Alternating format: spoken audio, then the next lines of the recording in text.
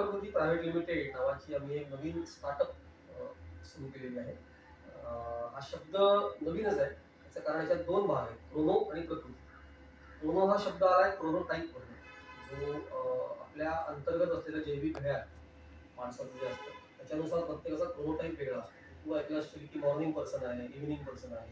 तर त्याला क्रोनोटाईप म्हणतात, की ज्याप्रमाणे माणसाला काम करायला आवडतं, की सकाळी किंवा संध्याकाळी. त्याच्या अंतर्गत एक प्रणाली असते ज्याला जैविक घड्याळ असं म्हणतात. तुमचं जैविक घड्याळ कसं काम करतं त्याच्याप्रमाणे तुमचा क्रोनोटाईप ठरतो. पण ह्याच पद्धतीचं ज्ञान आपल्या परंपरेमध्ये सुद्धा होतं.